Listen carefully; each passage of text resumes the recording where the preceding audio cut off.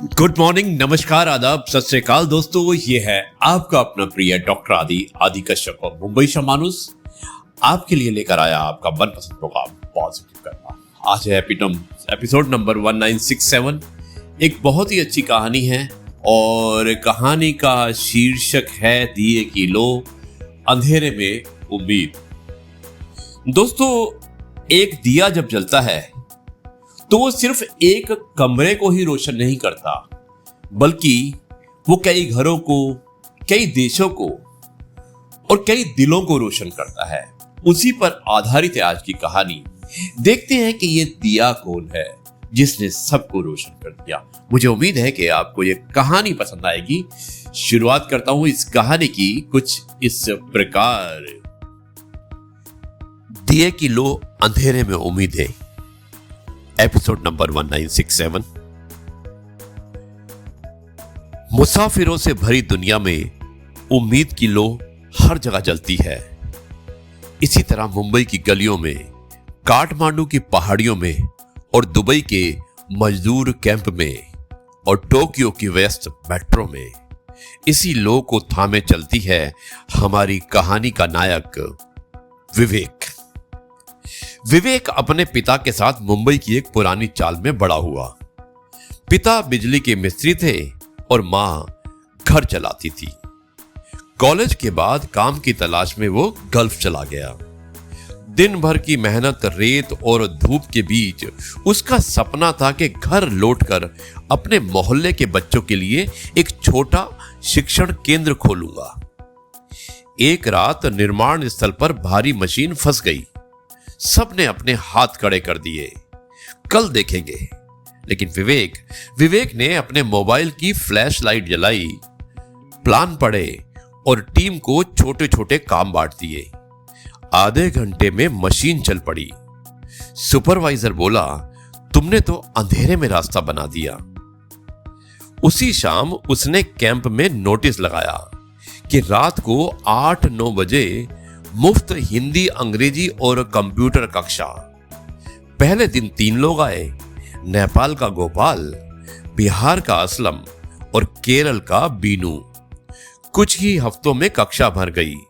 किसी के प्रमोशन हुए और किसी ने नया कोर्स क्लियर किया और किसी ने घर पैसे भेजकर बहन की फीस भरी। फिर एक तूफानी खबर आई, पिता को दिल की तकलीफ। विवेक भागकर मुंबई पहुंचा। अस्पताल के बिल, किराया, दवाइयां, सब एक साथ। और उसी रात बिल्डिंग की बिजली गुल हो गई। बच्चे अपनी परीक्षा की तैयारी कर रहे थे। वहां के रहने वाले बुजुर्ग घबरा गए। विवेक ने छत पर रखा सोलर लैंप उतारा, दियों की कतार जलाई और नीचे आंगन में सबको बुला लिया। उसने बच्चों को पढ़ाया, बुजुर्गों की दवाइयां बांटी और मिस्त्री साथियों को बुलाकर अस्थाई वायरिंग से लाइट बहाल कर दी। किसी ने पूछा कि तुम अपने घर की चिंता छोड़कर सबके लिए क्यों भागते हो? वो मुस्कुराया कि जब मैं दूसरों को अंधेरा बांटता हूं, मेरे भीतर रोशनी बढ़ती है। कुछ महीनों बाद पिता ठीक हो गए। विवेक ने मोहल्ले में उम्मीद केंद्र शुरू किया। छोटी लाइब्रेरी, पुराने लैपटॉप और शाम की कक्षाएं। उद्घाटन के दिन उसने पहला पोस्टर दीवार पर चिपकाया कि दिए की लो, अंधेरे में उम्मीद।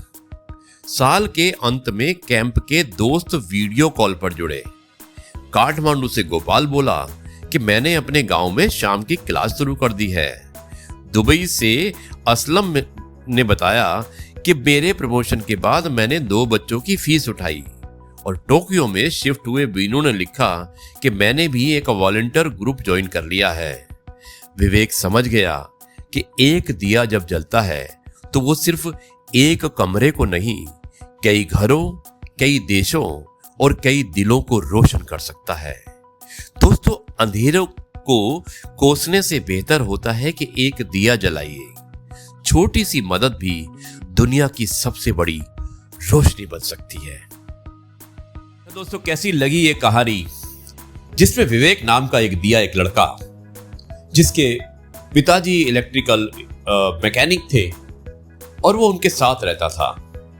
गरीबी ने परेशान किया, लेकिन उसने पढ़ाई पूरी की और उसके बाद वो दुबई नौकरी करने चला गया। वहां पर कुछ अच्छे काम किए, बहुत सारे दोस्त बने, कुछ लोग नेपाल से, कुछ लोग दुबई से, कुछ लोग टोक्यो से। लेकिन घर की मजबूरी यानी कि पिता की तबीयत सही नहीं थी तो उसे वापस आना पड़ा। दोस्तों, जब वो वापस आया तो उसने देखा कि उसके घर में और पूरी बिल्डिंग में रोशनी चली गई है और अगले दिन बच्चों के एग्जाम थे। वो अपने पिता को छोड़कर, बीमार पिता को छोड़कर, बच्चों के लिए उसने सोलर लैंप जलाया और बच्चों को पढ़ाई कराई। दोस्तों, आपको यह देखना है कि जब बच्चों को पढ़ाई कराई तो बच्चे अच्छे नंबर से पास भी हुए और सारे पड़ोसियों ने उसे बहुत ही आशीर्वाद दिए। और दोस्तों, जिन दोस्तों की उसने हेल्प की थी, जो नेपाल में थे, टोक्यो में थे, भारत में थे या दुबई में थे, सबने ही उससे कहा कि तुम्हारे द्वारा दिया हुआ ज्ञान हमारे बहुत काम आ रहा है और हम बहुत लोगों को सहायता कर रहे हैं। दोस्तों, कहते हैं ना कि एक दिया सिर्फ एक कमरे को रोशन नहीं करता है, वो कई दिलों को, कई देशों को, कई उम्मीदों को रोशन करता है। और आपको भी बनना है विवेक नाम का वो दिया। दूसरों को रोशन करने के लिए अपने आप को समर्पित कर दीजिए। ईश्वर आपकी रक्षा अवश्य करेगा। अब मैं इस कार्यक्रम को यहीं पर समाप्त करता हूं और कल आपसे एक बार फिर से मुलाकात होगी कुछ नई बातों के साथ। आपके पास भी कुछ अच्छे किस्से हो, अच्छी कहानियां हो, अच्छी कविताएं हो, जो शिक्षाप्रद हो, तो आप मुझे जरूर साझा कीजिएगा और मेरी पूरी कोशिश रहेगी कि आपके द्वारा भेजी हुई कोई भी किसी भी तरह का लेख मैं कोशिश करूं शामिल करने की अपने प्रोग्राम्स के अंदर। अब मैं आपसे सिर्फ इतना ही कहूंगा, जय गुरु जी, शुक्राना गुरु जी।